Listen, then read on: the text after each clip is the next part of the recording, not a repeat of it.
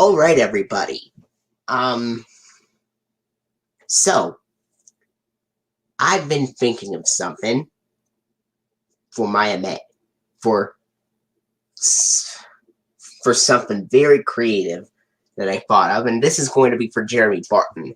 Now, here's something I thought in mind.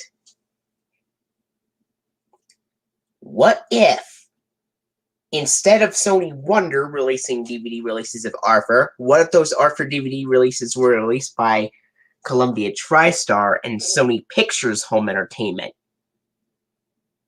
If they were released by Columbia TriStar or Sony Pictures Home Entertainment, things would be a little bit different.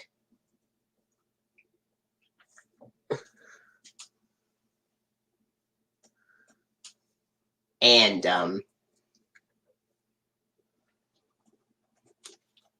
for example, the front cover would still remain the same,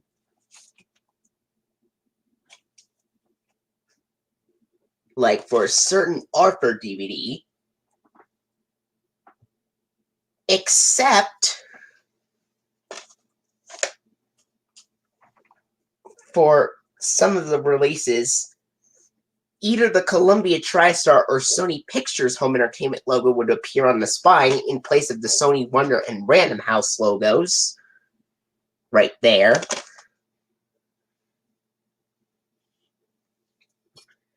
And then the back cover would look something pretty similar to this, with the Columbia TriStar Home Entertainment logo on the back of right there.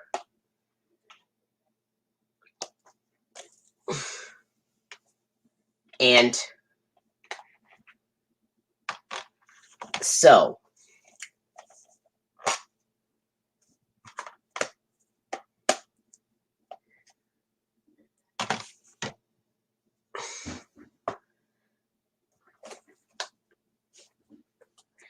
those are what it would be like if Columbia TriStar released those Arthur releases instead of Sony Wonder.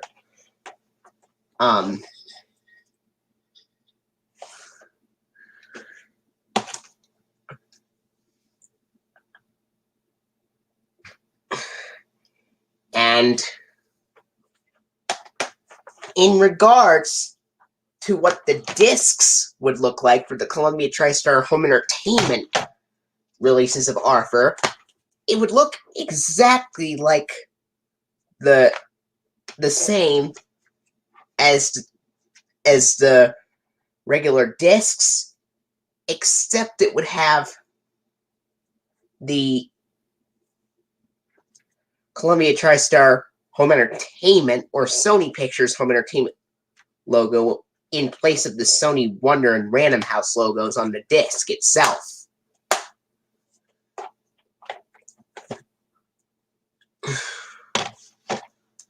What do you think of that idea, Jeremy Barton?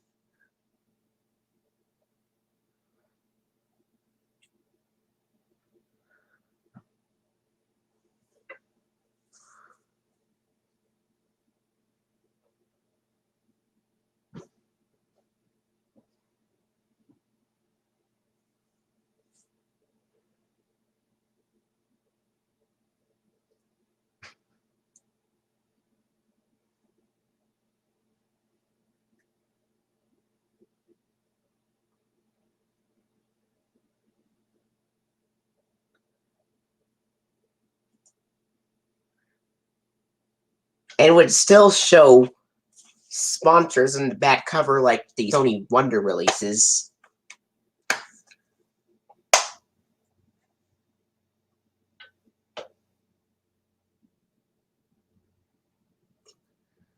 Okay, well that's fine, but what did you think of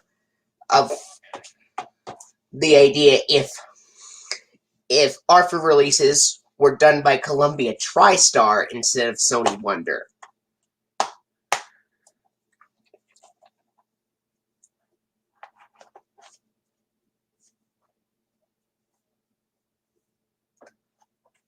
Yeah, and everybody's entitled to their own opinions. I know.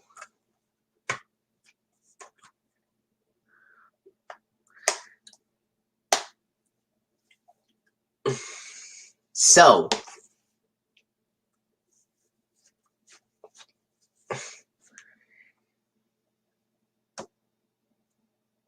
oh, hello. And SE, do you know what would be different about the Columbia TriStar releases of the Arthur titles compared to the Sony Wonder ones?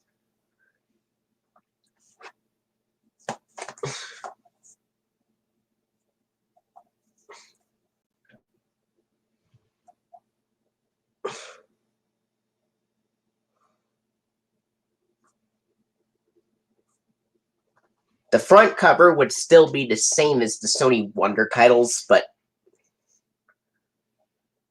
the spine and the back would be completely different.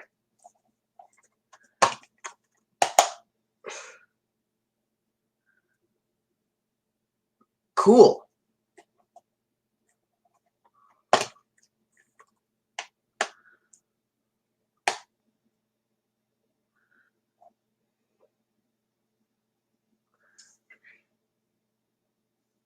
And you know what else? The Columbia TriStar releases of Arthur would contain more bonus features than the Sony Wonder titles.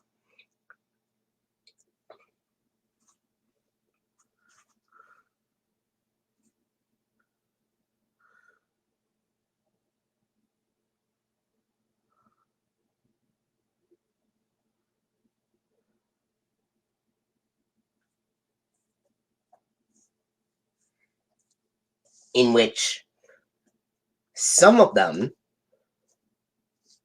would contain a bonus episode of another program that Columbia TriStar released.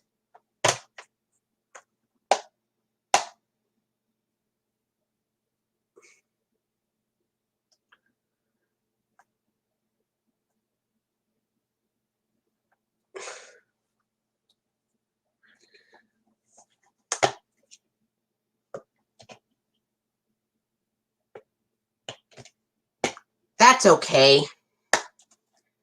If you don't like Arthur, that's fine. Everybody's entitled to their own opinions.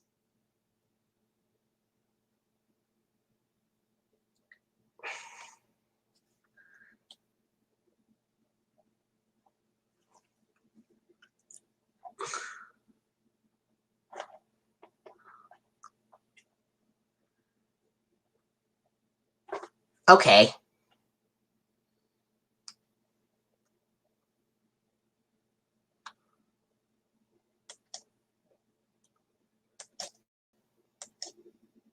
Real quick,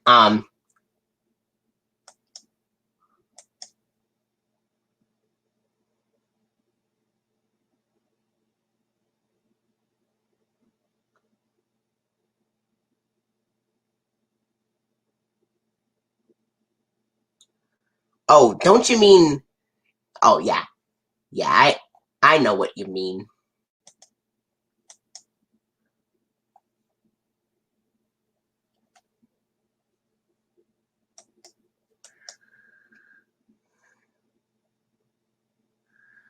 Alright, you know what SE, you know what would be different about the Columbia TriStar releases of Arthur compared to the Sony Wonder ones?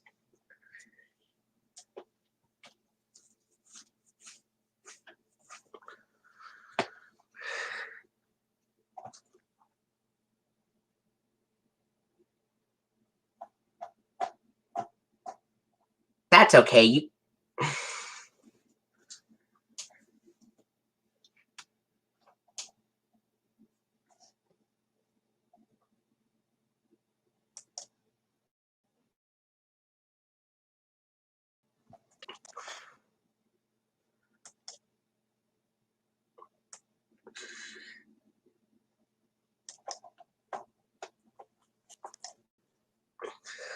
Alright.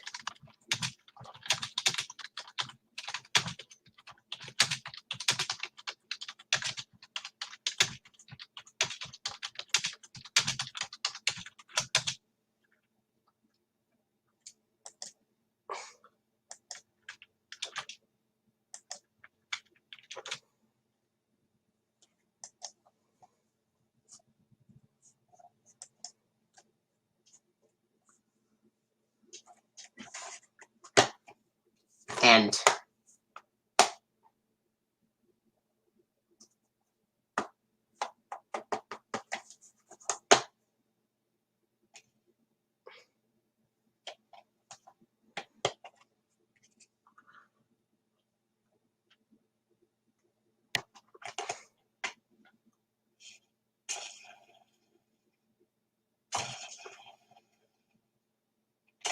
okay.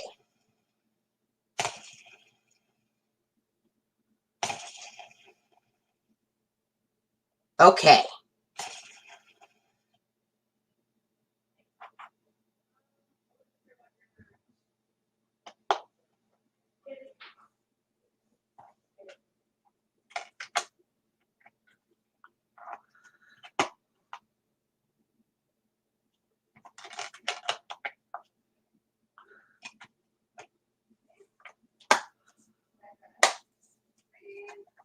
Okay.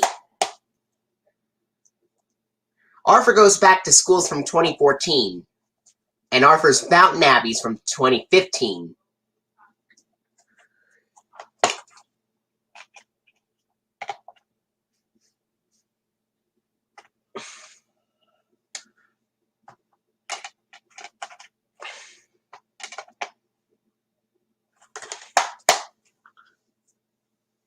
Oh, hi, lovely parasite. Good to see you.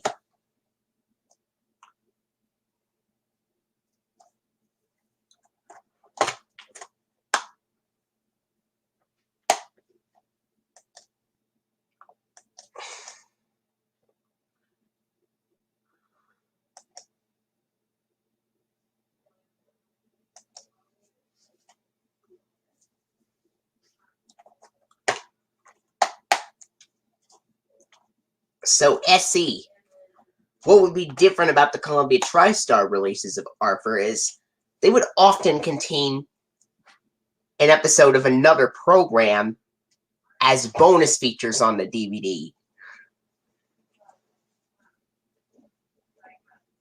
that Columbia TriStar released.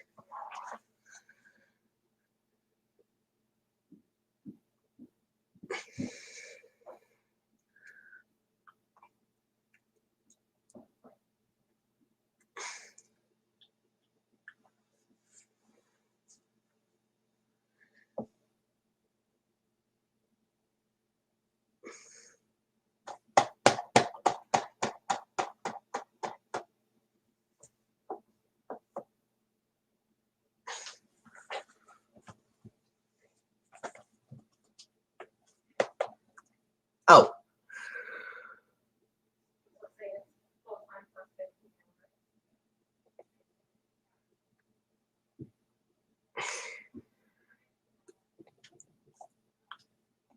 and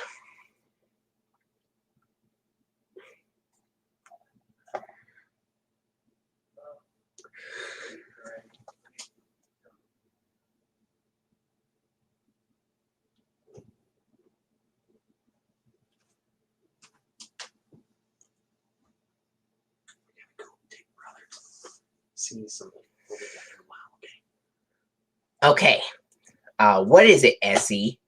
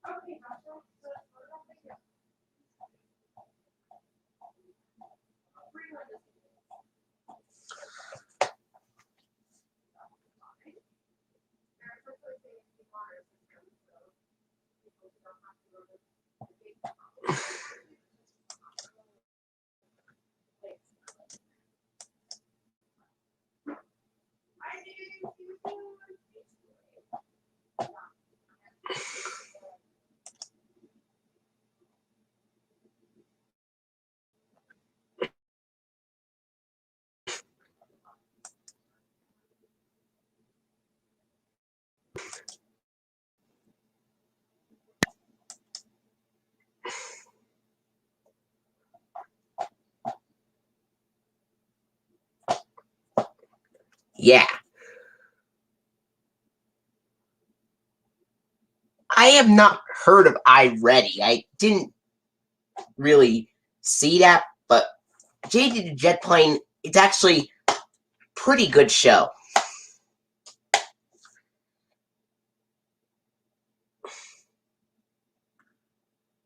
Oh, hi, Julie.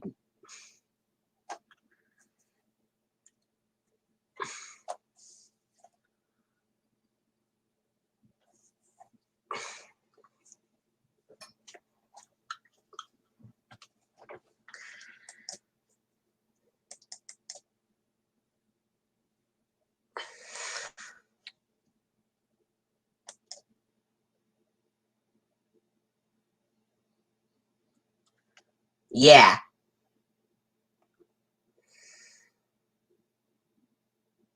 Yeah, that's the title I have right here.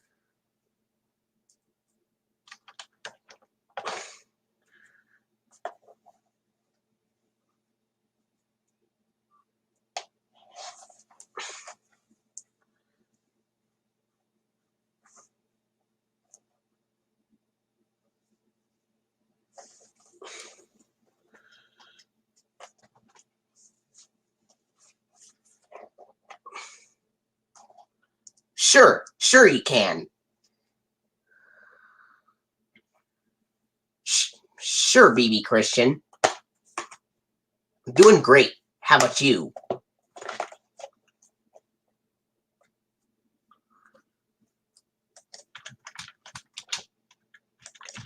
And here's this link to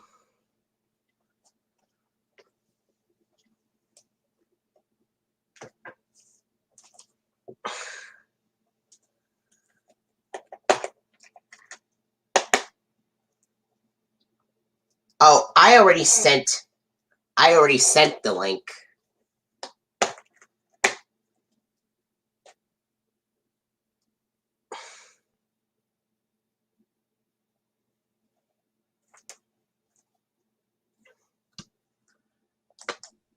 Hello there. Oh, hi.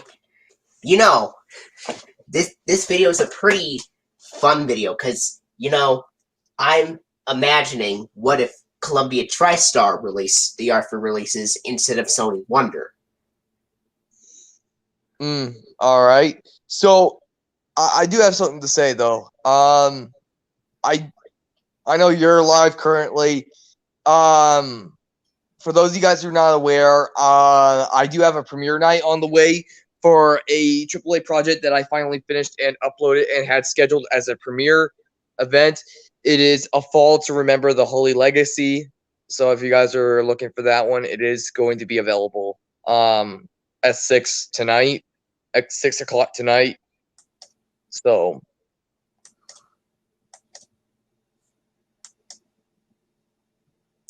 All right. 6 tonight. yeah. So yeah, that this one's gonna be pretty fun.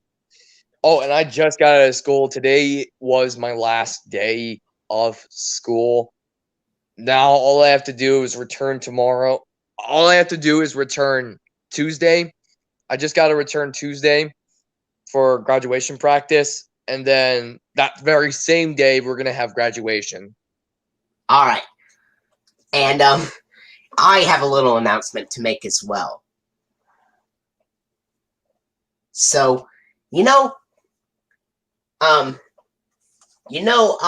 how I only did requests once a week on Mondays? Well, that's going to change on June 14th. Requests for what? Well, there's this certain user, she requests for fan-made articles. And she asked for some fan-made. She asked for like fan-made articles on a fan-made show called Bingo's Playroom or Bingo's Adventures in English. That's a show she came up with. Mm.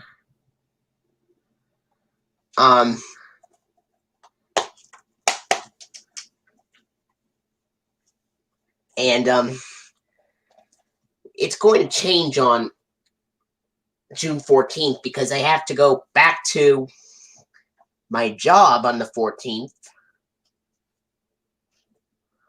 I see. Which means that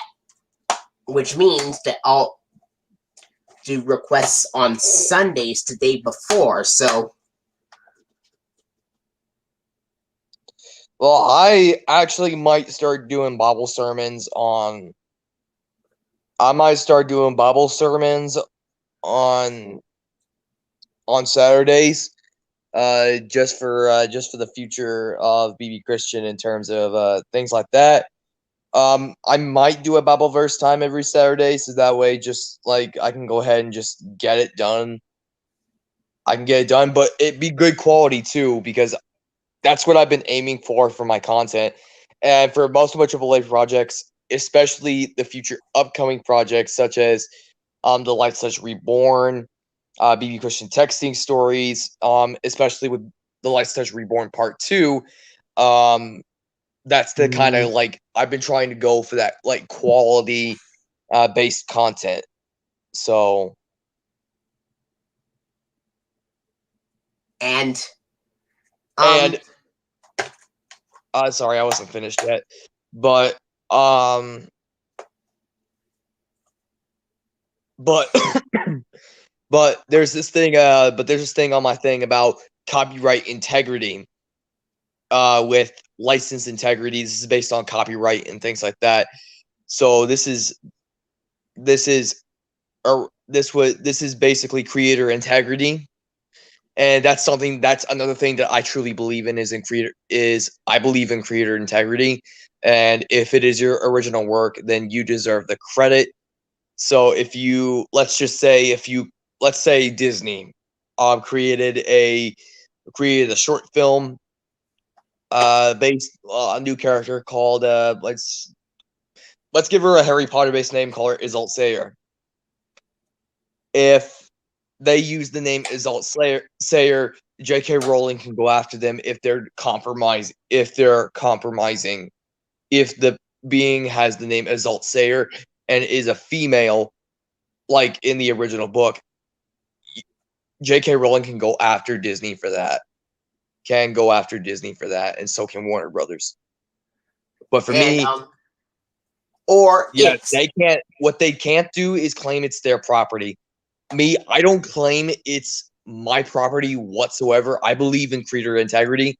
So in all my descriptions, I'm gonna be saying something maybe like let's use Disney for example. Again, I did this in the premiere of BB Christian Testing Stories. I said Jessica Rabbit and Roger Rabbit are both properties of Disney.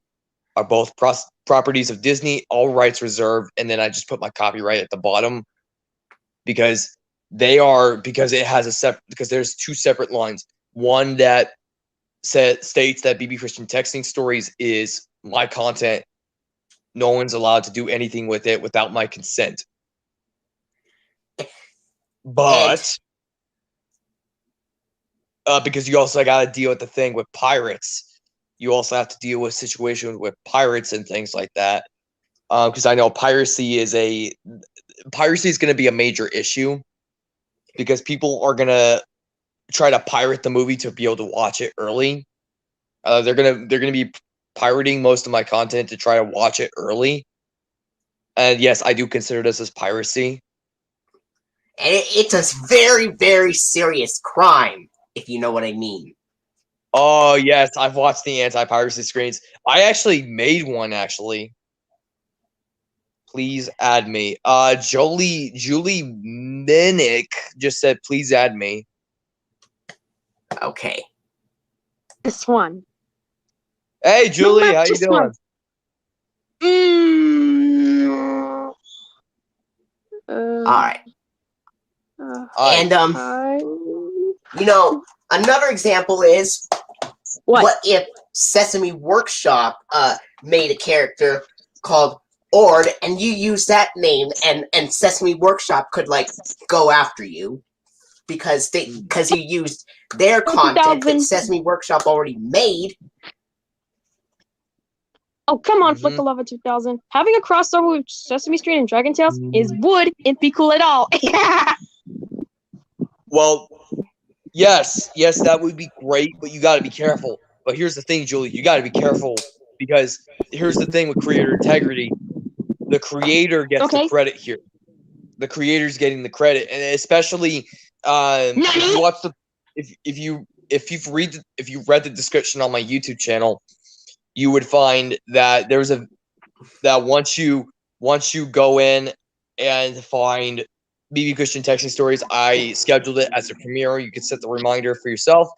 Look at the description because what you're gonna find is I think she what left. you're gonna find is at the very bottom. You're gonna find a copyright notice.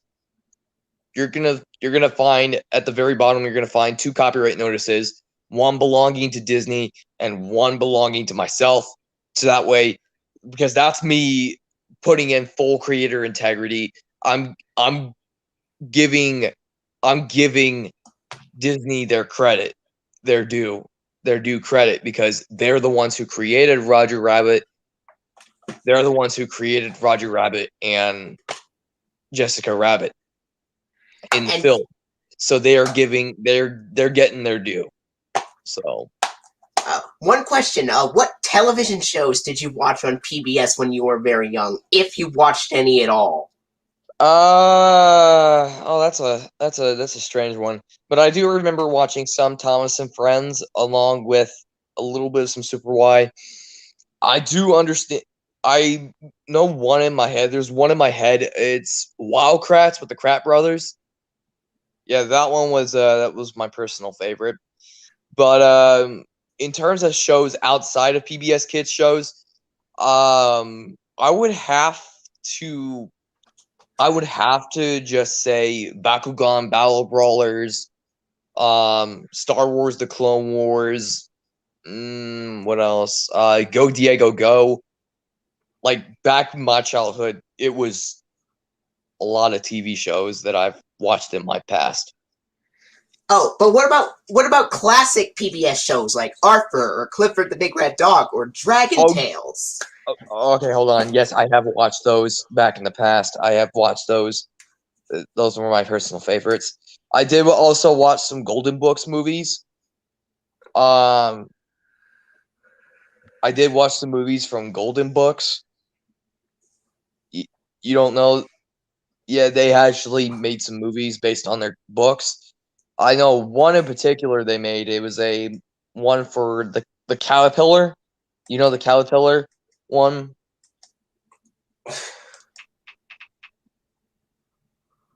Julie, hey, how you doing? Yo, Yeah. I just changed my orange border PBS Kids. Oh my word. My boy, I want to know what's for dinner. Oh, brother. Memes. So about this stream, this is going to be like about what if Columbia TriStar released those Arthur releases instead of Sony Wonder, even though Columbia TriStar didn't release Arthur releases in reality. Mm-hmm.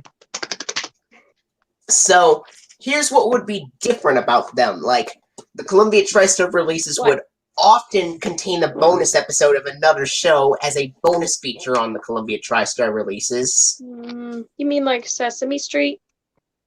Oh, I mean a show that Columbia TriStar released, like Dragon Tales or something.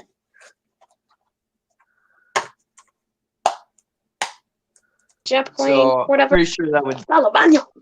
I'm sure that would make a lot of sense, actually. Hey, do you guys see my angle? What? Say what now? Do you guys see my angle? Yeah, I would see your angle, but my account is PBS Cans. Isn't that SpongeBob's laugh? Yeah, I requested you to do an impression of SpongeBob. Really?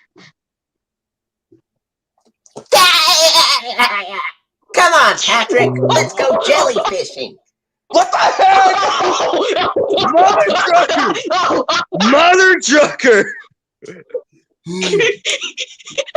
How is that, Julie? You could. SpongeBob, wanna go jellyfishing? Dude, I'm gonna strangle you. Will you be I'm gonna quiet? strangle you. I'm gonna strangle you. Practice my clarinet. Oh, sorry, Squidward. SpongeBob wanna go to the Krusty Krab. Dude, I you're don't lucky I want don't to know go where to you the live, 'cause I'm Krusty good. Krab I with gotta you come and two strangle you. morons. Okay, hold on. My mom is calling me. Well, you can't fool us, Squidward. Because I'm being the new manager at the Krusty Krab too.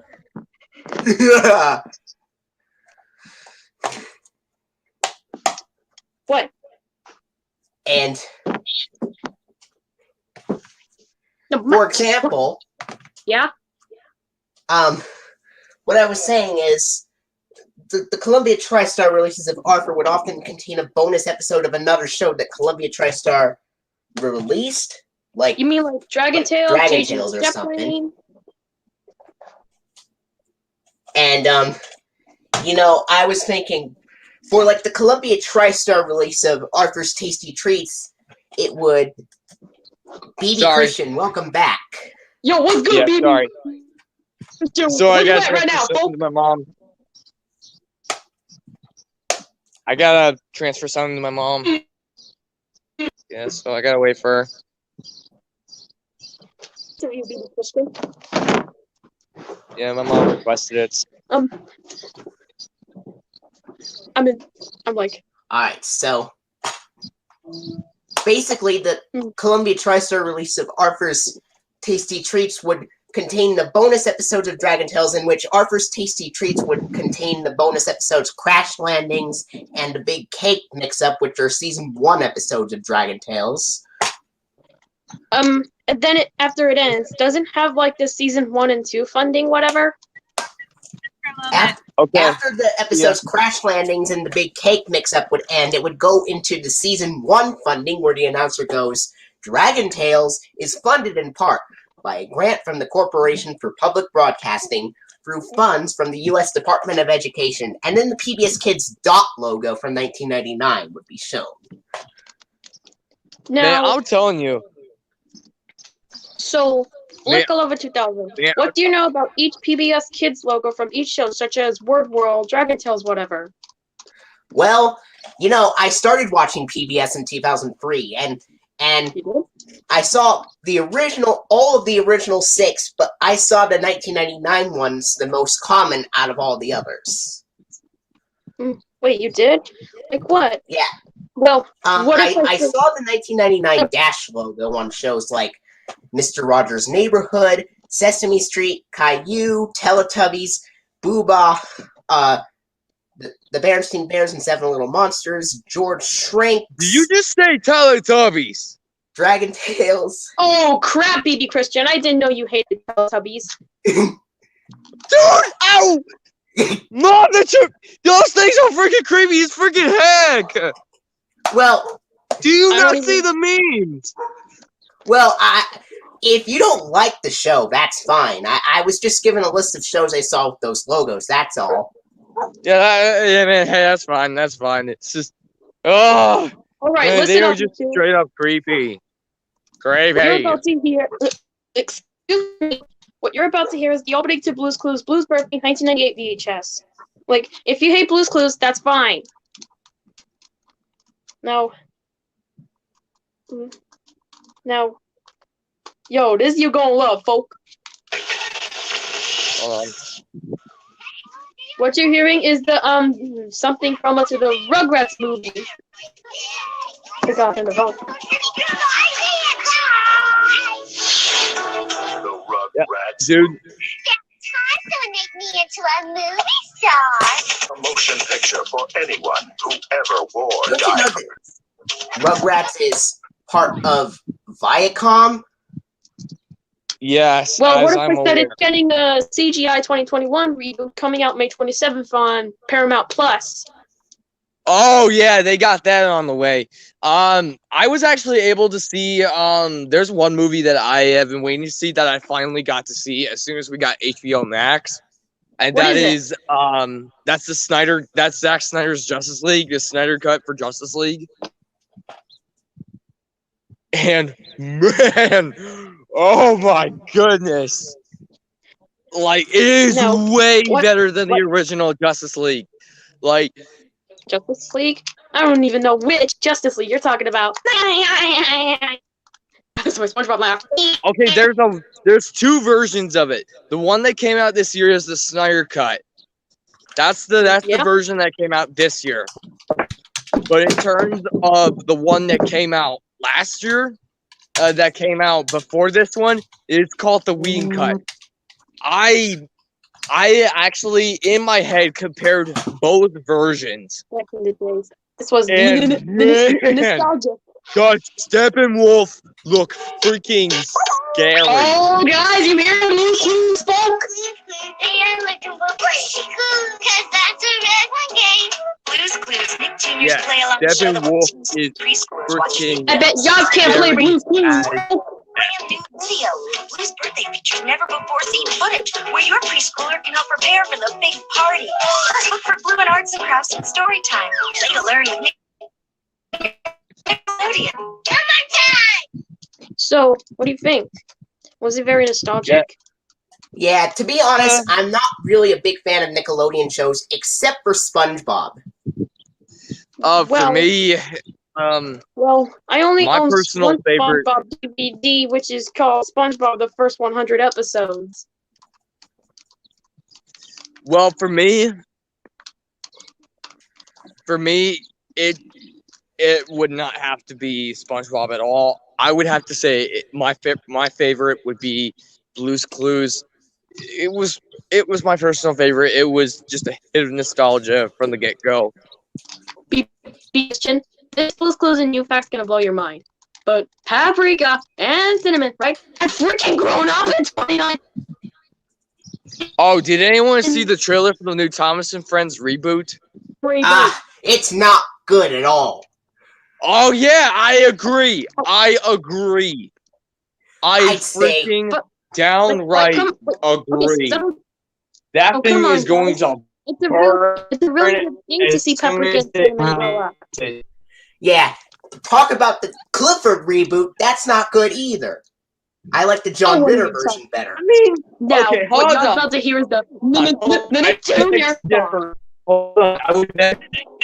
Hey, hold on. Guys, your Junior song.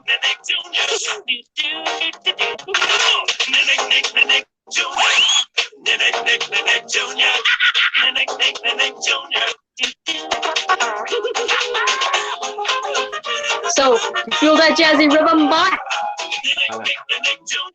Were you guys going to let me finish? Sure, you can go finish if you want, Sure. Beauty Christian. Sorry, I was trying to finish. Now, I beg to differ on the Clifford reboot. I saw the teaser trailer for it, and it looked really, really good. Clifford looked like Clifford, and it looked really good. Wait. It's the same with The Lion King. I personally Wait, enjoyed both versions. I thought you didn't like Clifford for 2019. Oh, For 2019? Of course I do. I love Clifford. well, I personally enjoyed the John Ritter version better from 2000.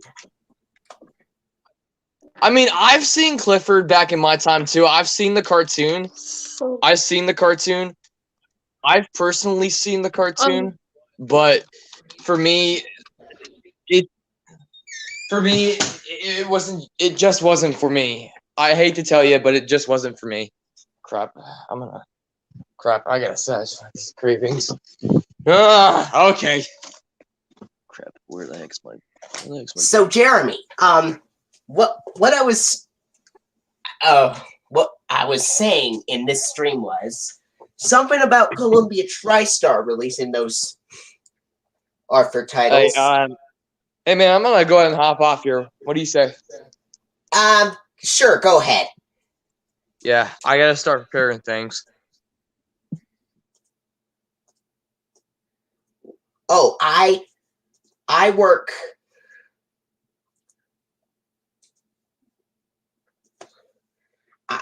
I work at a place with many other people with disabilities.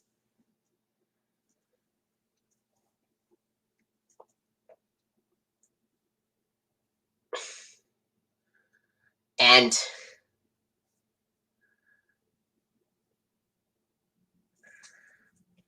okay, you can come join. Here's the link.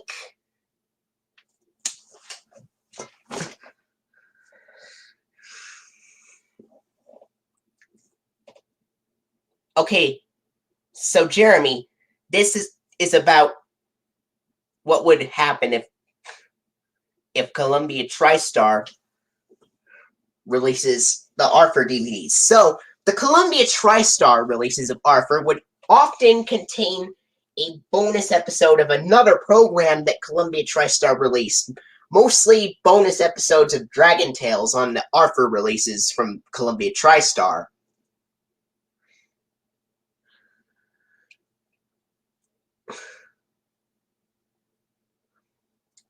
That's okay, at least you can text, though.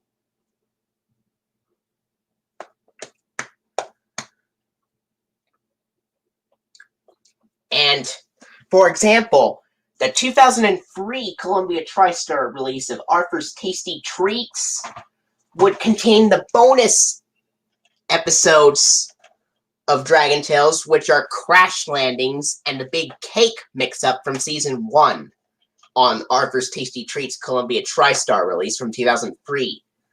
What did you think about those episodes as bonus features on the Arthur's Tasty Treats DVD from Columbia TriStar?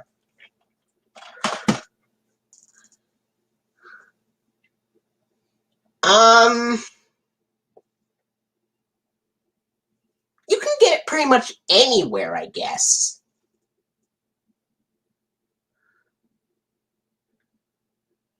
Yeah, the Columbia TriStar releases would have the same funding and PBS Kids logos as the Sony Wonder releases, actually.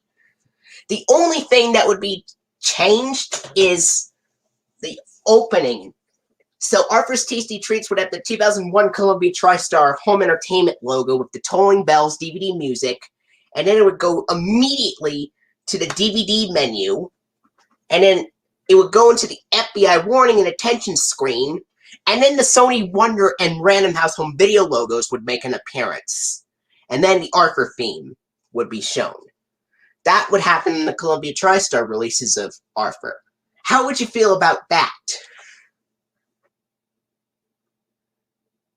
Arthur's Tasty Treats 2003 DVD would have Cool Chuck.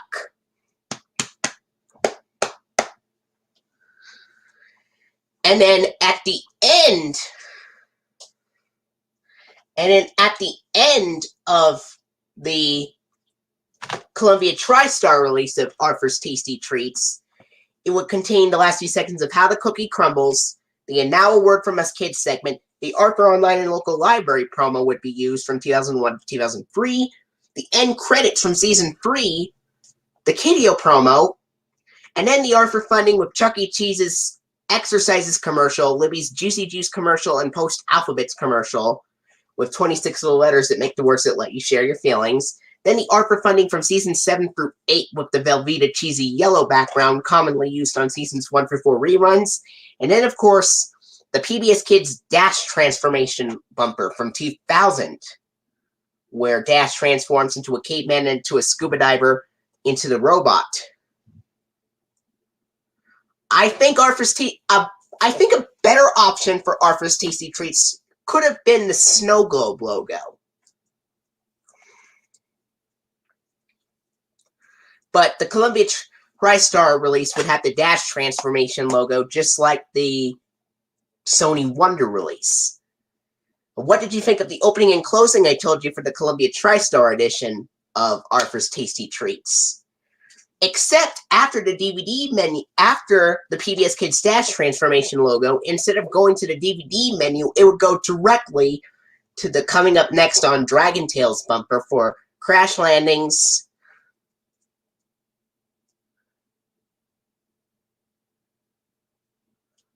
Actually, I've seen an archive.org version of Arthur's Family Vacation and Grandpa Dave's Old Country Farm on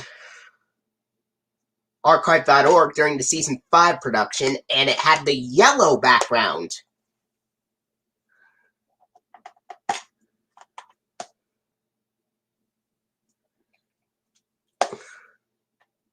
And the Dash logo from 1999.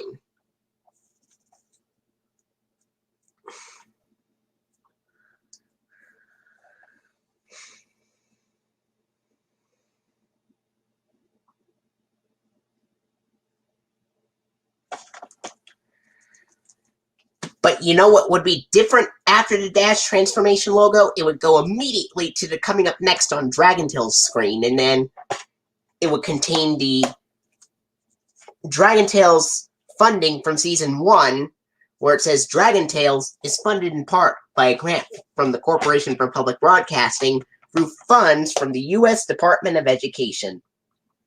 And then it would go to the Dragon Tales theme, and then the episodes would be Crash Landings and the Big Cake Mix-Up. And then at the end of the DVD release overall, it would contain the last few seconds of the Big Cake Mix-Up, and then the Dragon Tales website bumper from Season 1.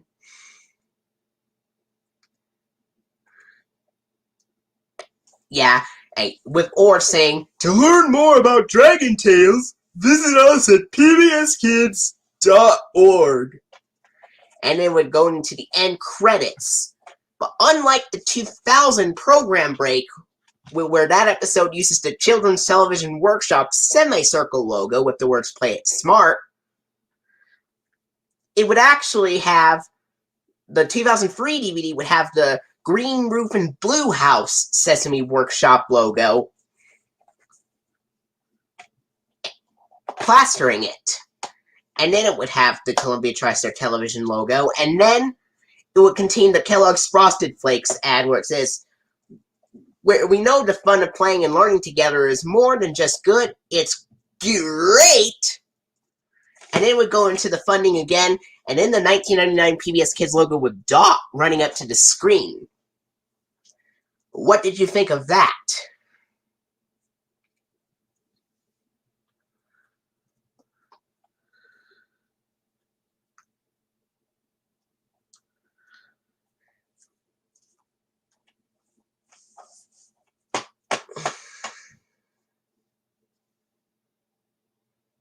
Yeah.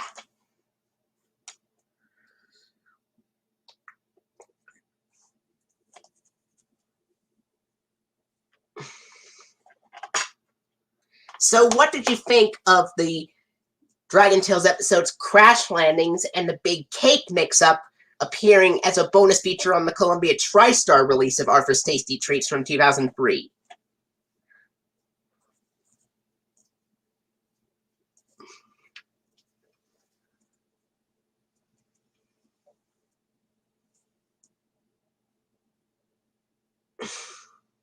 It's the original 2002 music.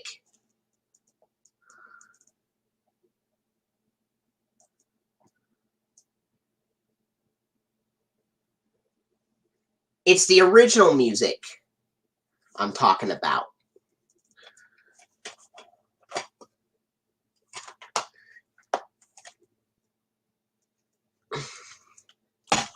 Now, this next release I'm going to talk about is really interesting. The 2003 Columbia TriStar VHS, the 2003 Columbia TriStar DVD release of Arthur's Famous Friends. Now, the episodes from Arthur's Famous Friends 2003 Columbia TriStar release. Yeah, I knew.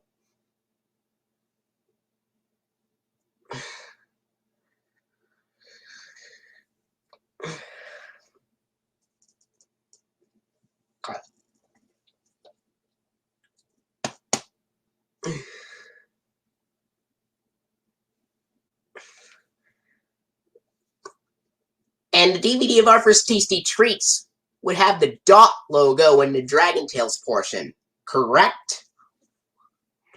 because of the episode's crash landings and the big cake mix-up on television using that logo as well.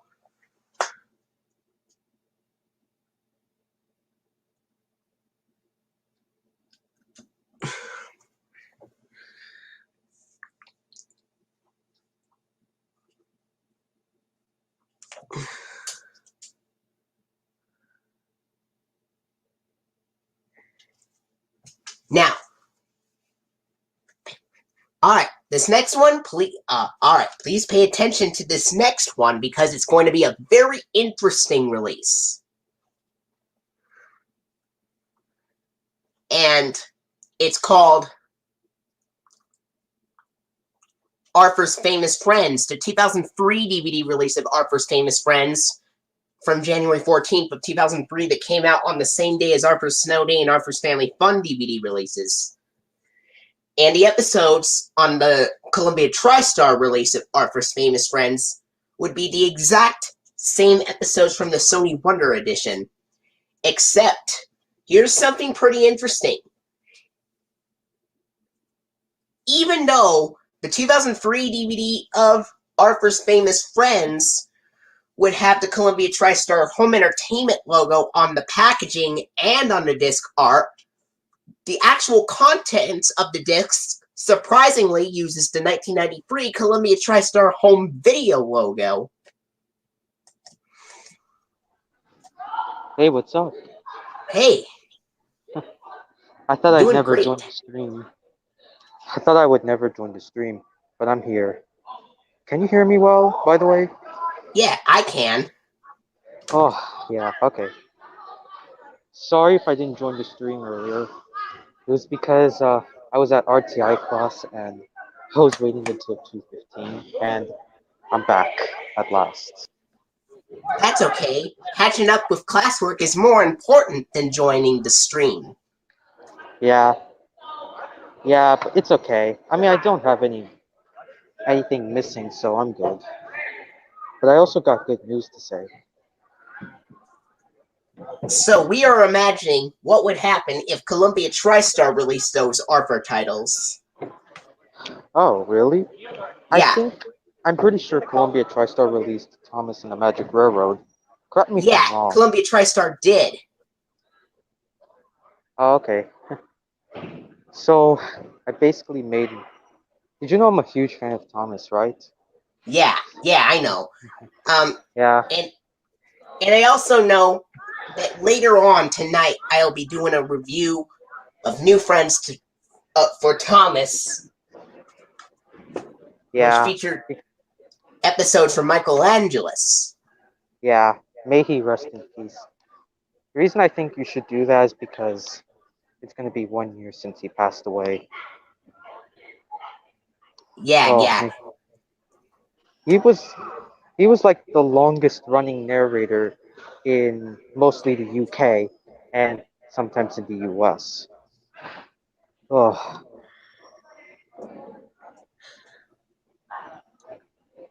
like some people said, Michelangelos. People who live in the UK say that Michelangelos is the best narrator of all time, and I have to agree.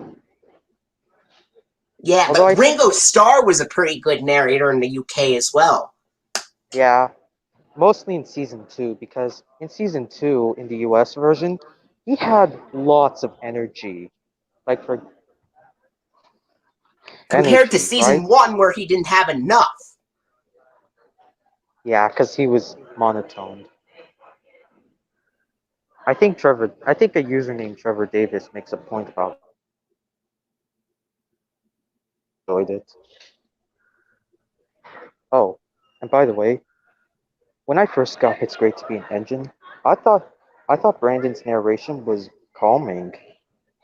I first got it back in 2011. I think I lost it, but it doesn't matter. I have Best of James, but I only have the disc.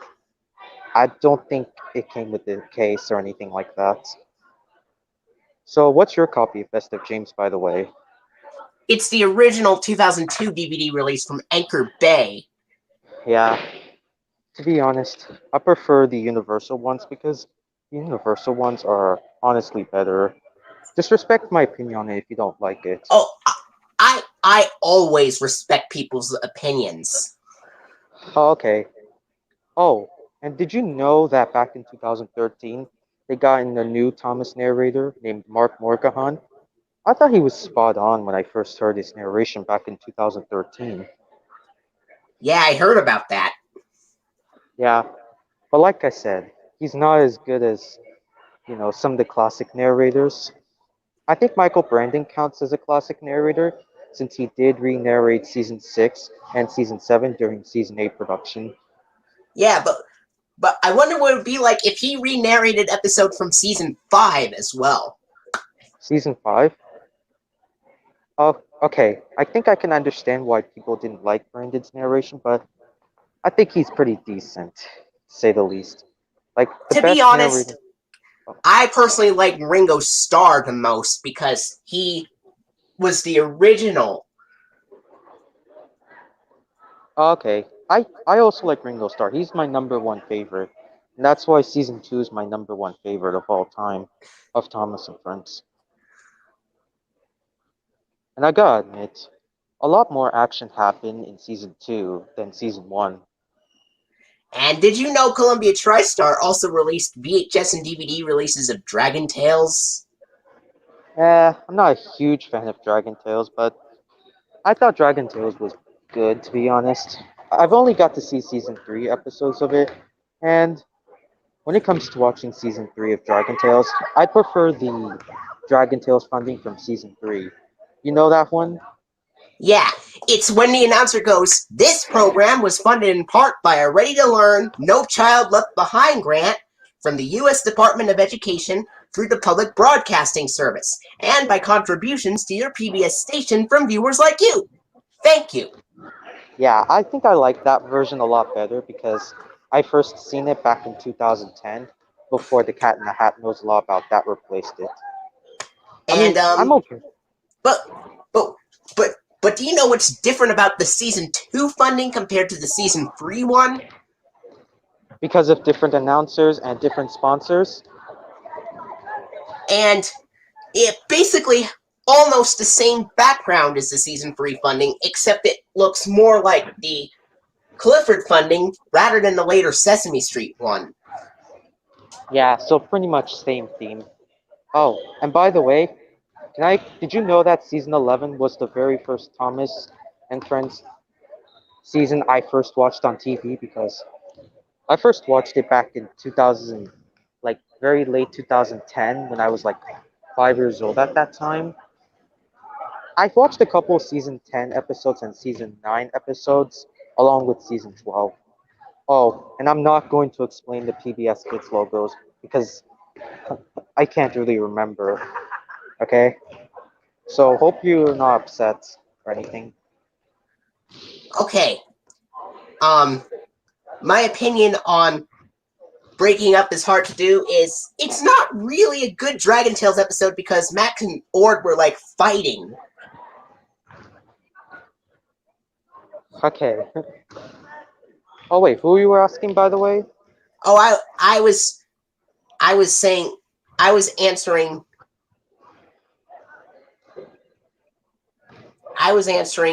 the question to the Wiggles Yes Paw Patrol Knows comment. Okay. Okay. Here's another thing as well.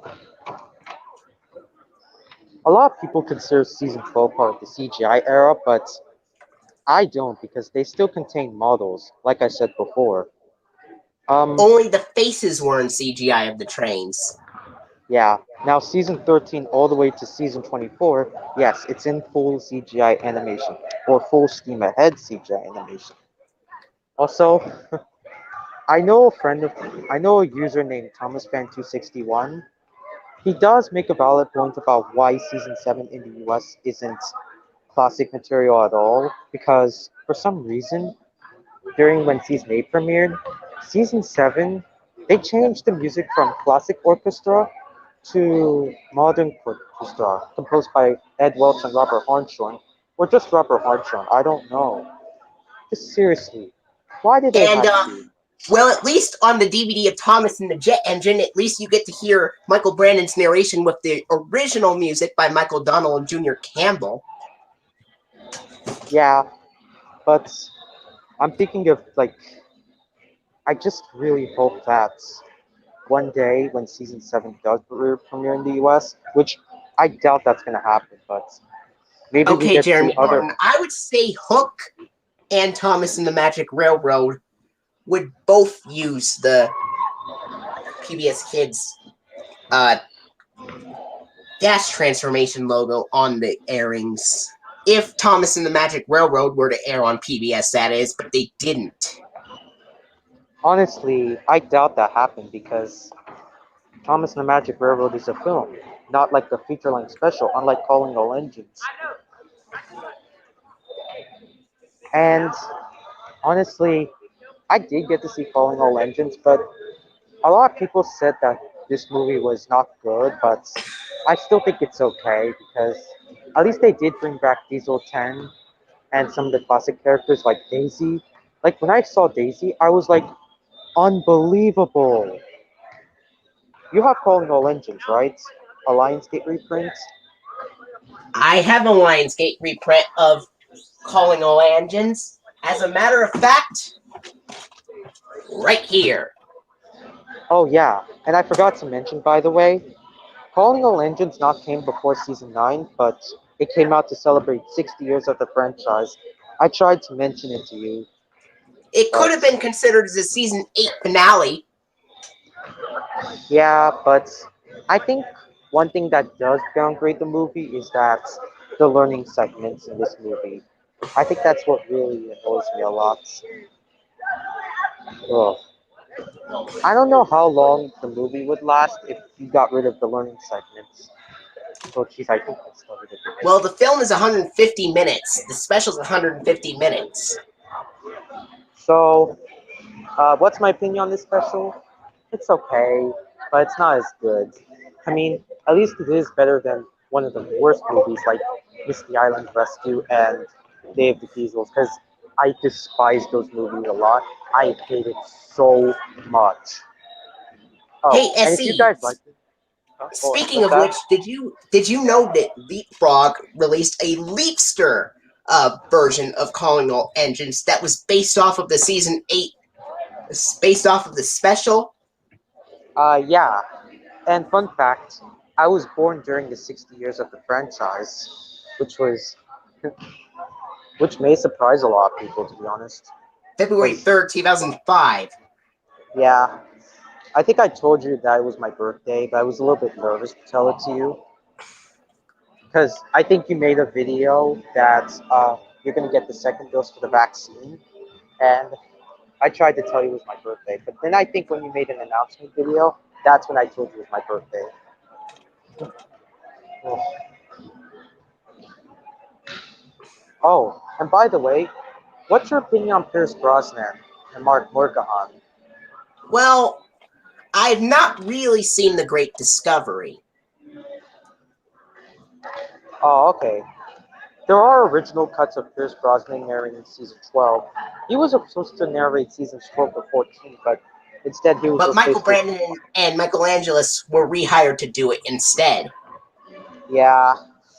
Honestly, the only problem with Pierce narrating both dubs is that I can't really tell whether it's the US dub or the UK. Unless if Sir Topham Hatt, aka the fact controller in the UK, says that. Well, same thing can go with some of Ringo Starr's narration, and some of the lines were edited out in Ringo Starr's US version. Like in Yeah. Percy Takes the Plunge, it says the UK version has him say, "I hope it'll teach you to obey orders." And then in the US version, he says, "I hope it'll teach you to take care of yourself." Yeah. It's too bad you don't have the uh, Thomas DVDs that feature season 2 episodes of Ringo Starr's American narration. I really wished I got them. But I really wish they released Thomas Meets the Queen on DVD as well, because that hasn't been released on DVD either. yeah.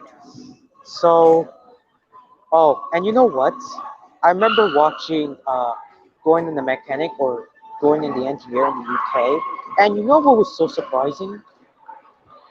Donald What? and Douglas. Donald and Douglas make a surprise appearance in that episode. I can't believe my eyes when I first saw this. It was March 2012 when I watched it. I've gotten and March back in March 2012, I got TriStars as well, and I believe I got Holiday Express as well. You know Holiday Express? Oh, and can I mind you something interesting about Holiday Express? It contains one episode from the classic era with George Carlin, while the rest of the episodes are narrated by Michael Brandon.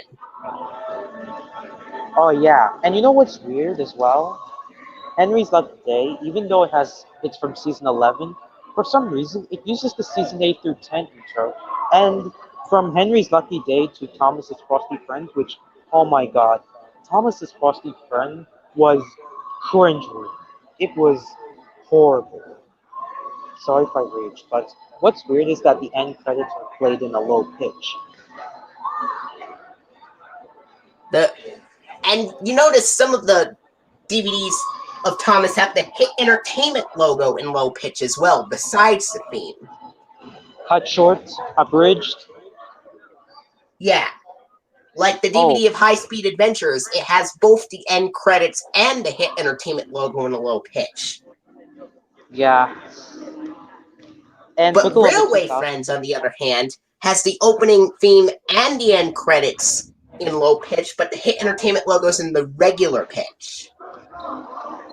and another thing as well, I remember watching Thomas and the Big Bang once, and to be honest, I thought Thomas was completely dumb in that episode because I know he's supposed to be a cheeky engine, but he's not supposed to be that cheeky.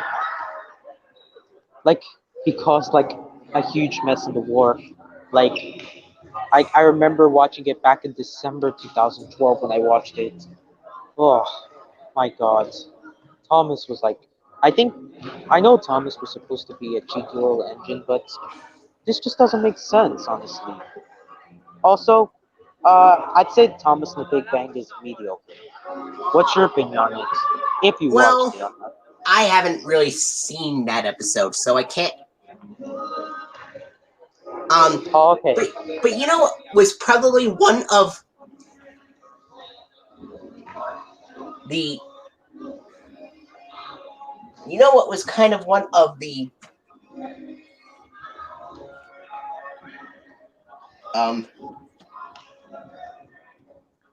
You know what was like kind of the Yeah. What would you want to say? weirdest Thomas and Friends episodes I've ever seen? Yeah. It was Rusty and the Boulder from season 5. Explosion. The boulder explosion. Yeah. Yeah. But I still enjoyed it though. Like, Yeah, and I gotta say, Wonky Whistle is not really a great episode because they just recycled this whistle from a learning segment where Michael Brandon said Thomas's whistle is broken. Wait, you mean from Monkey Whistle season 15 episode or a learning segment? Like, choo choo! Wait. Oh, okay. Oh, and you know what? A lot of people said season 15 was by far the worst season of the show because of two certain episodes, Up and Away and Wonky Whistle. Yeah, I gotta admit, those episodes were horrible when I first watched it. And I'm sure I remember it because I've seen it on Slow Down PBS Kids area, like back in when I first saw it. And my God, huh? What's that?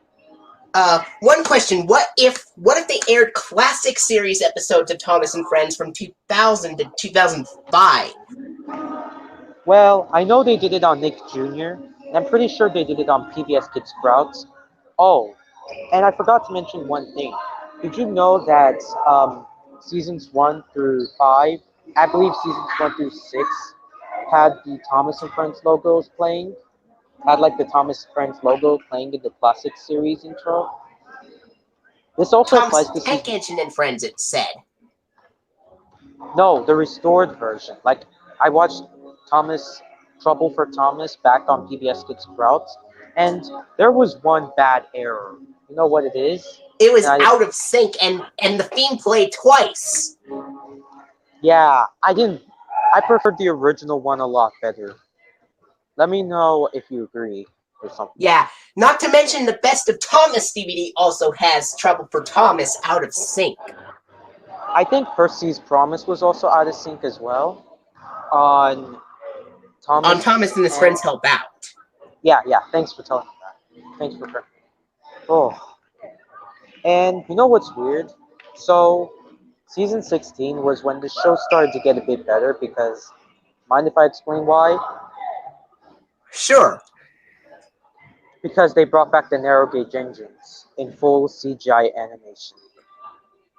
And I gotta admit, I can't remember. I think I got Mud Glorious. No, Muddy Matters, a 2013 DVD back when I think it was released, and it did had some pretty good episodes. I'd say I like Thomas and the Garbage Train to say the least because of the crash and everything.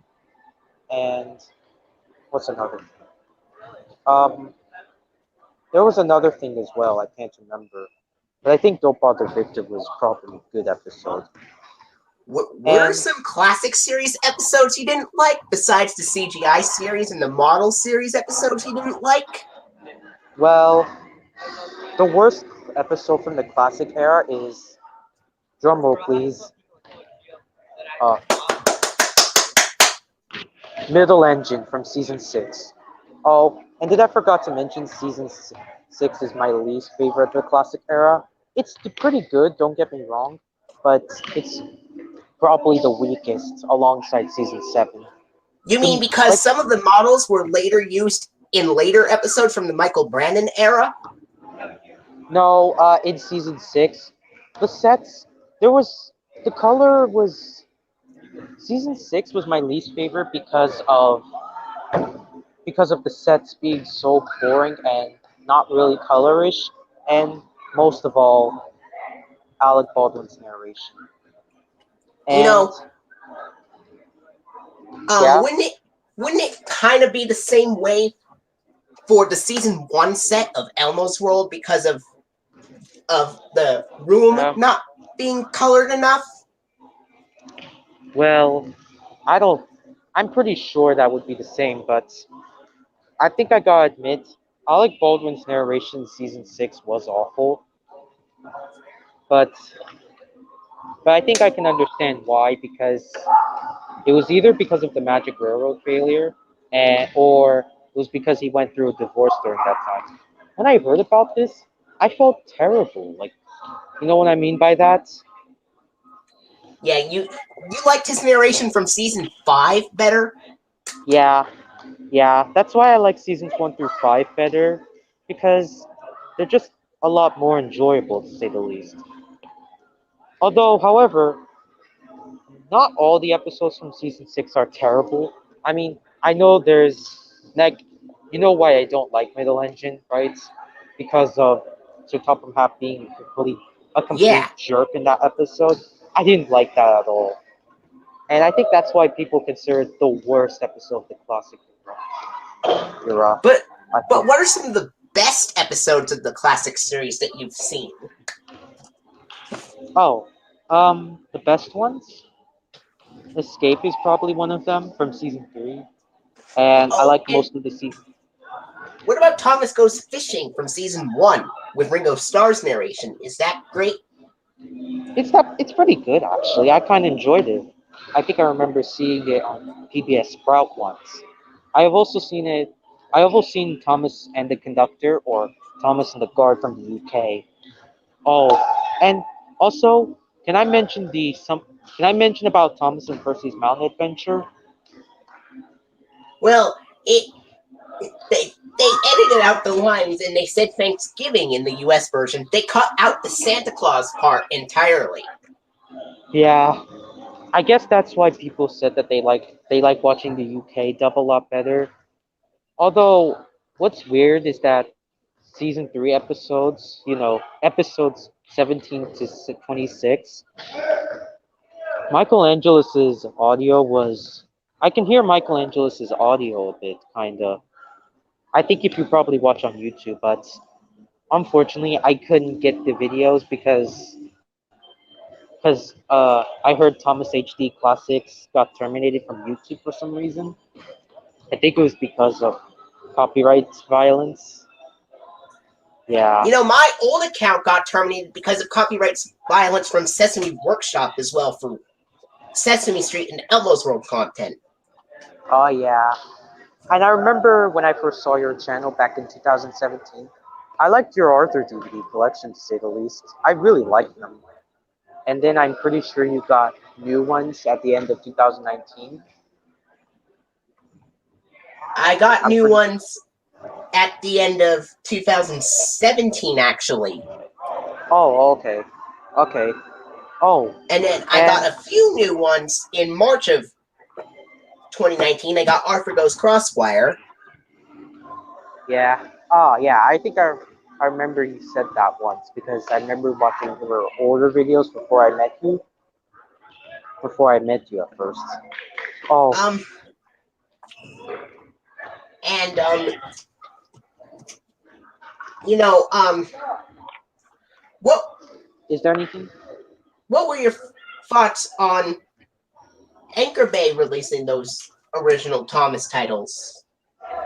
Well, I thought they were pretty decent to say the least.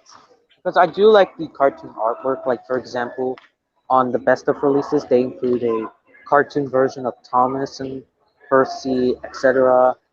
And I Gordon, think Gordon and James. Yeah, I gotta admit. I'm surprised they didn't make Best of Henry or anything like that, or Best of Edward. Yeah, I think I remember someone did it once, but it wasn't just classic material, it was also on hit model material and CGI material. And and also, you may be asking, what's my opinion on season 12? Um, Are you what's my opinion on season 12? is it like one of the worst model era episodes or seasons that you've seen? Well, I can understand why a lot of people didn't like season 12, but I still think it's average at best because I mean, I just don't understand. I mean, I can understand why Hit Entertainment decided to have the show in CGI because they wanted to at least try something new. I think I mentioned it before. Like, probably take a look at season 12 Wikia or something. I don't know which one, but I mean, I do have a lot of nostalgia for season 12, to say the least, because I watched it back in summer 2012. I watched season 12 back in summer 2012. Get it? Season 12 back in summer 2012? Lol. Yeah. Yeah. I And remember it. did you notice that there is something very interesting on the release of Thomas and the Jet Engine from 2004? Michael Brandon's narration with the original Michael Donald and Junior Campbell music instead of Ed And no, Welch and Robert not. Armstrong. I know there's something else interesting besides that. Thomas in the Jet Engine is the only time Michael Brandon narrates that has the classic series intro and end credits rather than the engine roll call. Oh yeah, you mean seasons 8 through 10 intro, right? Yeah, and Thomas and the Jet Engine actually has Michael Brandon's narration with the season 6 intro. Yeah, I remember someone did an editing video, like the season 7 intro, And, the and, classic version. and some of it wasn't really drowned out that well because you could hear still a little bit of the new music. You mean recomposed music by Robert Hartshorn? Yeah, Yeah, I'm thinking of probably doing some edits, but I don't know how I'm gonna work it out because I have to be really careful. I I have to be really careful. I don't want that to happen. Because currently, right now, I'm in like 25 subscribers, and I'm planning to get up to 100 or something. Because all I can do is post stuff on my discussion tab. I can't really upload any videos, to be how honest. come? Uh, it's because I just can't really. All I can do is post stuff because that's it. That's it, honestly. Yeah. I just thought of something. What which Thomas character would play a SpongeBob character if it was like a Thomas and SpongeBob parody? Wait. I guess you could say Thomas as SpongeBob, mainly, and probably Percy as Percy is Patrick, Patrick. because Thomas and Percy are best friends, And obviously. what about Gordon as Squidward? Oh yeah, Gordon is supposed to be grumpy, right? And what about And Mr. Krabs as James? I guess, I Diesel think I would be remember. Plankton. Yeah. Oh yeah, and another thing as well. Beginning with season 19 of Thomas and Friends, Harry Shale voices Diesel in both US and UK, which I prefer Carrie as the voice of Diesel, which I personally enjoyed it a lot better. And It's what were your thoughts? What were your thoughts on the Horrid Glory episode where What were your thoughts on the Hector Horrid episode where the narrator was like, "Keep away"? Oh, that scared me to life when I first watched it. But hey, I still think it's an enjoyable episode, to be honest. And I think Michael Brandon does a better war than Angelus. No offense, because Brandon, to say the least, has a lot more energy. See, this goes to show that sometimes a bad narrator can do good voice actors, to be honest. Yeah. And what were Oh, and what and about one, the part in Soder's Legend of Lost Treasure where Sir Topham Hatt reprimanded him by shouting, "Thomas the Tank Engine"? oh yeah, I didn't really like that part, but I still enjoyed the movie overall when I first watched How it. come you didn't really like that part of it? Did it really scare you or something? Well, I gotta admit, Sir Topham Hatt was a little bit harsh on Thomas, but I mean, he didn't have to go too far, to say the least. I mean, Sir Topham Hatt on Thomas. You remember watching Soldier's Legend of the Lost Treasure? No, but I just watched a clip on YouTube just for that part. Oh, okay. And to be honest, I do like Keith Wickman as the voice of Sir Topham Hatt. Now, I gotta admit, Sir Topham was annoyed with. Did you own any Leap Pad Thomas books like Thomas and the School Trip or Thomas the Really Useful Engine? And no, because I prefer watching the DVD releases better. And to be honest, I was wishing that I get to see season 8 episodes on TV, but I didn't have the chance to do it because they never aired for some reason. I did get to see it on DVD because the first one I got was It's Great to Be an Engine, and I said this before, but I'll repeat it one more time. But I thought his narration, Michael Brandon's narration, was a bit calming. And you know what's also weird as well about that release? What? After Percy and the Magic Carpet finishes up, which, it's the final season 8 episode, what's weird is that after the episode finishes up, it There's goes no straight to the engine roll credits. call. Yeah, there's no engine roll call, it just goes to the credits. I would have preferred if the engine roll call came Oh, after the episode. but what if they actually made a season 8 release where they used the classic series intro rather than the new series, rather than the engine roll call? I just rather prefer it the way it is. For season 7, man, I think season 7 is weaker because the music was changed in the US though for some odd reason. To be And honest. when it was broadcasted on PBS, definitely. Yeah. However, did you know that 5 episodes of season 7 with the recomposed music never aired on PBS? Like All Over the Snow Engine or Snow Engine in the UK. And I believe Renee's and the Roller Coaster is one of them.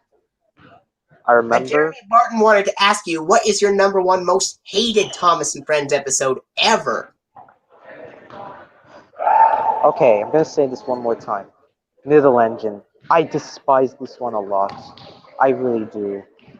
Especially when when Sir Topham Hatt reprimanded Percy. Yeah, I despise that one a lot. Nevertheless, you'll shunt freight cards in the yards till we get to the bottom of this. That's what it sounded Yeah. like. Yeah, to be honest, this was honestly the worst episode I've watched because I remember seeing it on Percy's Chocolate Crunch once. I think what I got was a slim case release. I remember. I can't. I'm pretty sure I remember having it, but then I think I only got it from a local library or something. Ugh. I gotta admit, Middle Engine was garbage. I think Thomas Person's Week was also garbage, but not garbage enough to be honest. You know, in Ugh. my personal opinion, I think Thomas and Friends should have aired on PBS in 2000 instead of 2004, and they could have just re-aired episodes from seasons 1 through 5 in the 2000 to 2004 era episodes. Yeah, but you know what? And I use mean, the name sequences, the name boards. well, yeah.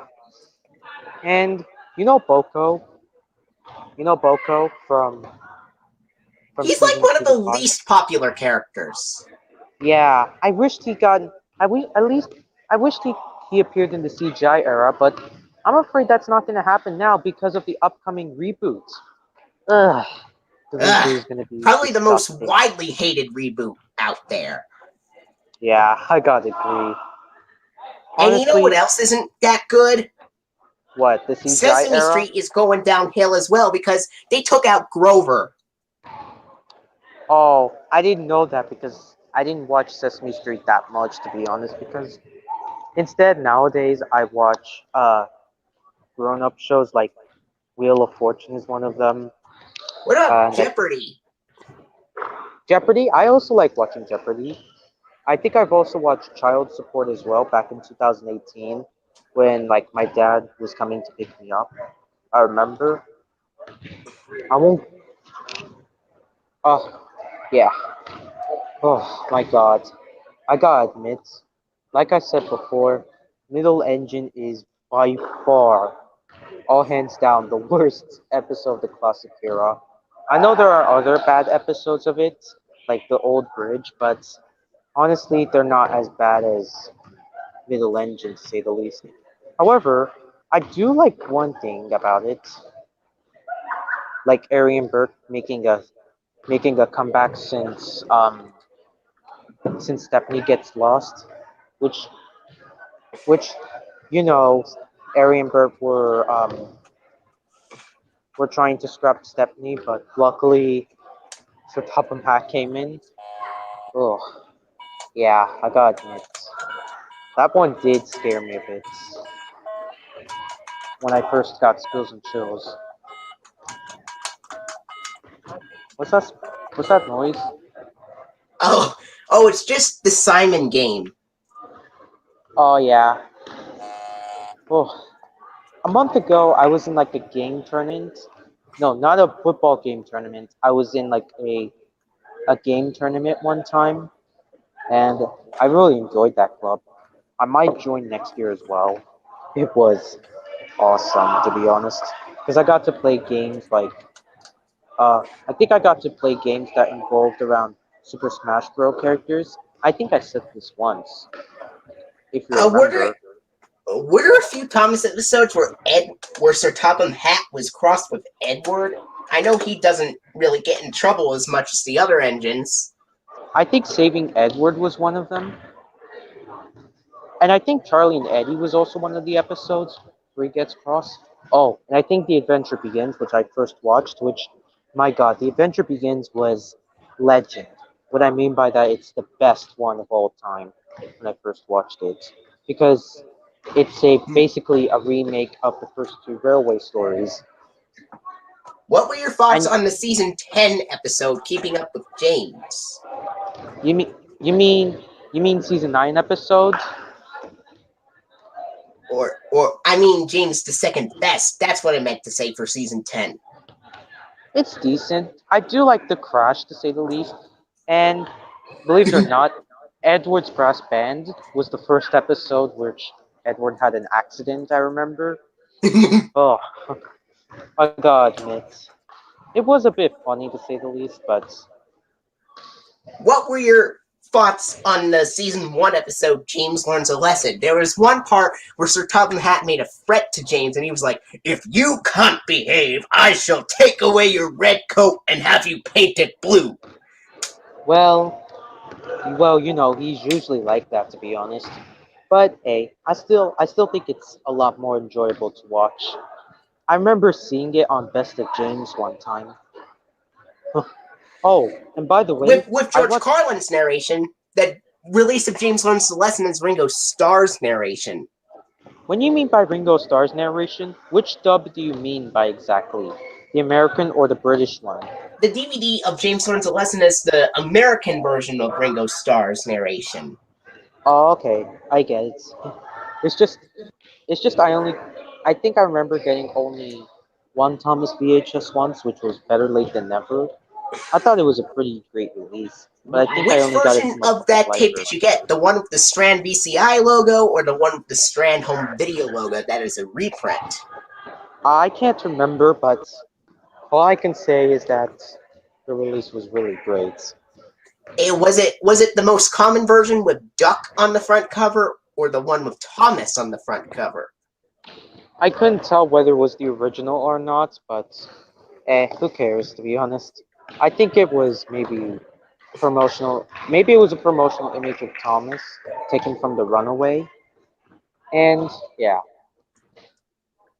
um, yeah, I only got it from a public library as well. And I thought Ringo's narration was amazing in season two, All right. by far.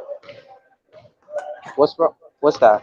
How would you feel if there was one classic series release of Thomas and Friends like Tenders and Turntables where that would be released by 20th Century Fox, even though Fox released most of the new series episodes? Yeah. Uh, to be honest, I don't know how I would feel, but I just feel maybe a bit excited, even though, even though I'd say getting the original prints, like getting the original print of Best of James is better because they have some exciting advertisements for you. The reprint versions of it, there's like, if you got the Lionsgate version of, let me think of one. Maybe it's great to be an engine. I don't know. I think mine was the original. But if you got It's Great to Be an Engine, the Lionsgate version, it would just contain the original disc. See, but I think I can understand the packaging, to say the least. Ironically, when I popped in my Lionsgate copy of Calling All Engines, that showed the original disc, but it had updated previews, like for Hero of the Rails. Oh yeah, and what's your opinion on Hero of the Rails? Because I thought it was a I pretty have good movie. not seen it. Yeah, I saw it once, and I thought it was a pretty good movie, to say the least. Because of Spencer being the main protagonist and the very first movie to be in full CGI animation after the hit entertainment retired the models. Although, to be honest, I like both the CGI and models a lot better, but mostly the models. But I also like the CGI as well. Please, Um, what is it? what's kind of weird is that Grumpy Gordon music was only heard in season 3. The one that goes ba-da-dum, ba-da, ba-dum, bum, bum, bum. Yeah, I think, I think so. In Gordon, the famous visitor. And The Trouble with Mud also used it. Yeah, I can't remember if they used it. I'm pretty I, sure they did. I know there were only 3 episodes that used it. Gordon the Famous Visitor, The Trouble with Mud, and Tender Engines. Yeah, I gotta admit. Yeah. And to be honest, Tender Engines is okay, but the plot was so confusing. It started off with Gordon, but then for some reason throughout the middle of the episode it focused on Henry. It's just Well, it just you made know the what would be episode even so more confusing. confusing is if the plot focused on Gordon, and then James was focused on the plot, then Henry. That would be even more confusing. Yeah, but I think one of the most confusing episodes I've watched, I remember getting Henry the Elephant. Fun fact, it was known as the Gallantold engine when it was first released on VHS. And you know what? You know what's weird? You know what's peculiar What is on it? Henry and the Elephant is that it contains the hip mod, the season 8 promotional image of Henry. So I thought at first it was going to feature season 8 through 12 through 11 episodes featuring Henry, but no, it's classic material. I mean, I enjoyed the classic era a lot. And you know, strangely, on the back cover of the DVD of Percy Takes a Plunge, it has a picture of a season 9 episode called Thomas's Day Off. But when you pop the disc in, all of the episodes are just from seasons 1 through 3, recycled from the Daisy VHS. Yeah, I know. Although Thomas's Day Off is seen on Thomas and the Treasure 2008 DVD, I remember having it and I thought it was okay. Although there was one bad episode from season 9 called Scarlowi the Brave. Oh my god, that one was bad. I'm Because, surprised it didn't make any releases with just Ringo Starr and Alec Baldwin. Usually it's just George Carlin and Alec Baldwin, or Ringo Starr, George Carlin, and Alec Baldwin, but they didn't make one with episodes only featuring Ringo Starr and Alec Baldwin. oh yeah. And you know what's interesting about season 6? What is it? Now, you all know that season 6 was originally narrated by Alec Baldwin, right? Yeah, 6 of them were later re-narrated by Michael Brandon when season 9 broadcasted. Yeah, I remember seeing a season 9 airing called Bride. Oh, I remember that, and it contained Gordon Takes a Tumble with the Michael Brandon narration and recomposed music. Ugh. Well, I'm okay with the recomposed music, but I prefer the original a lot better, to say the least. And another thing as well, to be honest, also, I think I remember James and the Red Balloon, the Michael Brandon version. I didn't see it on TV, but it was a video once. And I gotta admit, I think Michael Brandon does a better job than Alec Baldwin. I mean, no offense to him, because he has a lot more. I mean, I know he's annoying at times, but he sometimes has a lot more energy in season 6 and throughout the CGI era from seasons 13 to 16. By the way, that's why I prefer the Michael Brandon dub a lot better for season 6. And Um, but but what if they actually aired the classic series era of Thomas and Friends on PBS as well, with Ringo Starr, George Carlin, and Alec Baldwin's narration, besides just the new hit entertainment model era and the CGI era? well, it did happen on PBS Kids Pro season 6 episodes, but they had Yeah, the I Alec know. Baldwin narration. I know. But what I'm saying is, what if they aired the classic series on regular PBS Kids? Well, at least they did air season 7 and 6, even though they were recomposed music, but it would be glad to have see classic material episodes of seasons 1 through 7, to be honest. But I'm saying is, what if they aired classic series episodes from seasons 1 through 5 from 2000 yeah, to 2004 on PBS yeah, Kids? and season 6 and 7, no, and season 6 with the original Michael Donald Jr. Campbell music as well. Yeah, Yeah, I think that would be interesting. To be honest, I think I prefer watching seasons 1 through 5 a lot better. I mean, I mean, at least, at least season 6 through 7. To be honest, they were a bit, they were kind of great, but not quite as good as the first 5. However, I do show a lot of nostalgia for them, so I can't hate it. now here's what would happen. The classic series episodes of seasons 1 through 5, if it aired on PBS, it would start with 2 stories, and then a song, and then 2 more stories, and in the end credits, the Brit Allcraft or Ghislaine logos, the Connecticut Public Television logo, and the PBS Kids logo would be shown. Oh, okay. I'm not gonna do those fan-made ones because I nowadays don't really want to do fan made ones anymore, but if you want to do it, it's okay. But I don't think I want to talk about the PBS logos, to be honest. So yeah, um, yeah. So oh, and you know what's weird on Tuneful Toots and Duncan the Old Mine? You know what's weird about that one? Are you listening? What Hello? Um, what's weird about it? Originally, when it aired, Rusty was referred to as female instead of male. I can't believe they did that. I mean, how could they mess this up, honestly? Luckily, they did correct it. I bet, I bet when the fans first saw this, they were like, "Oh no, what?" Like, what on earth is going on there? Actually, more like, "What?" Like, my God, that was. I think I don't remember seeing it, but I did see a video once about it. I couldn't find the female version of Tuneful Toots, but I found the female version of the Old Mine episode. Yeah, I got it's style. There, Um, there are yeah. which version are you talking about? The Michael Brandon narration or the Michael Angelis narration where it mentioned female? The U.S. dub, always the U.S. dub. You know the U.S. dub, right? Yeah, yeah, it Yeah, is. I know him. Michael Brandon. yeah.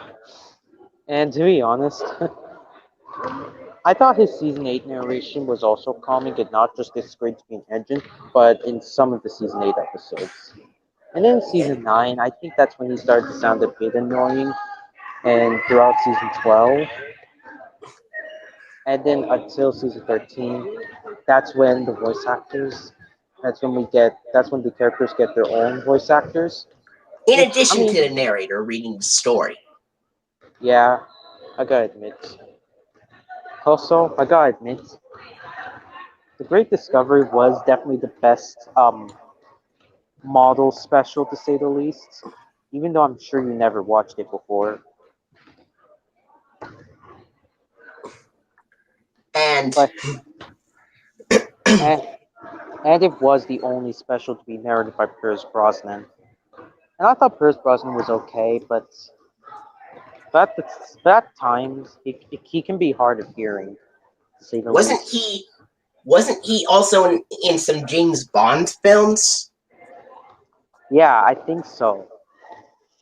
Well, I do know Alec Baldwin, who narrated Thomas in seasons 5 through 6, guest starred in Beetlejuice a decade earlier in 1988. I think he was also a voice actor for another character from SpongeBob SquarePants the movie, which Dennis. Dennis. Yeah, it was Dennis. Um,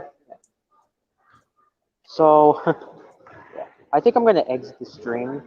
I'll still chat, but I think I'm gonna exit for now. Okay, you can go ahead. Meanwhile, we're going to continue talking about what if Columbia TriStar released Arthur releases while you want to leave the stream or something. Yeah, I think I have to go very soon. Like, have to get to my bus around 3:40 because I'm gonna be picked up home soon.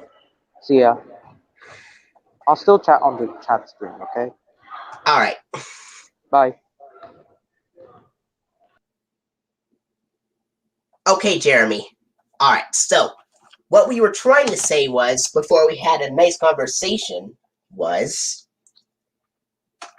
about the 2003 DVD of Arthur's Famous Friends. There would be something pretty interesting because although the DVD of Arthur's Famous Friends from 2003, even though it came out on the same day as Arthur's Famous Friends, and even though it came out on the same day as Arthur's Snow Day and Arthur's Family Fun, even though the DVD of Arthur's Famous Friends came out on the same day as those DVDs, and even though Arthur's Famous Friends would have Columbia TriStar Home Entertainment mentioned on the back cover and the disc art, the actual contents of the DVD itself would still use would actually surprisingly keep the 1993 Columbia TriStar home video logo from the 2000 VHS release, because they didn't really even bother updating the contents of the DVD release, so that's why the Columbia TriStar home video logo from 93 is used instead of the Columbia TriStar home entertainment logo with the bells tolling.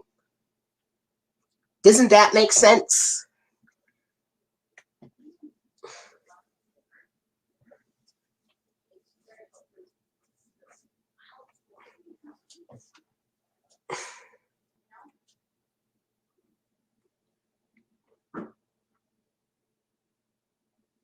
So, the Columbia TriStar DVD release of Arthur's Famous Friends from 2003 would actually have the 1993 Columbia TriStar home video logo at the beginning, and then the DVD menu would be shown.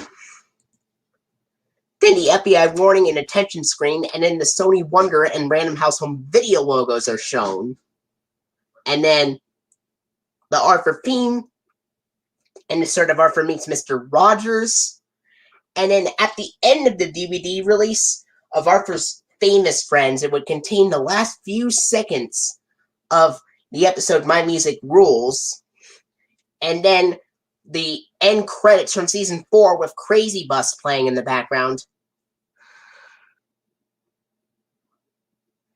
It was fitting.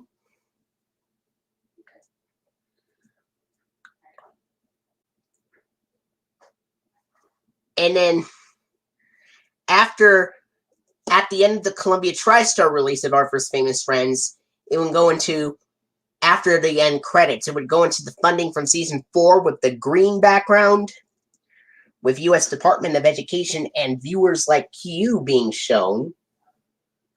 And then it would contain the Arthur funding and the Libby's Juicy Juice commercial from 1996 to 99 would be shown. And then the Baby Gap ad, and then the post-alphabet cereal ad, which is 26 little letters that make up a million words that tell billions of stories, which has slightly different background music, and it has the boy announcer. It had Crazy Bus like the DVD. And then after the post-alphabets ad, it would go into the 1999 PBS Kids logo with Dot, the girl, running up to the screen. And then the Arthur Online and Local Library promo from 1998 to 1999. And then it would have the coming up next on Dragon Tales screen. And then it would contain the Dragon Tales episodes that would be shown on the Columbia TriStar DVD release of Arthur's Famous Friends. Would, of course, be the Season 1 episodes.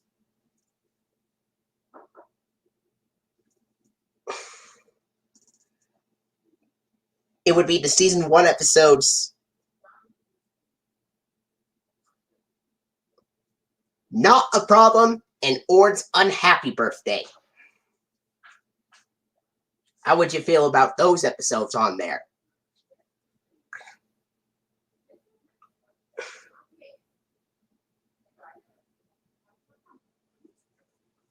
On the Columbia TriStar release.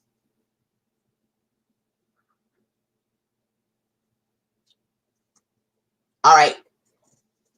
I may restart this stream because of the long conversation. It's almost 2 hours, so I'm going to try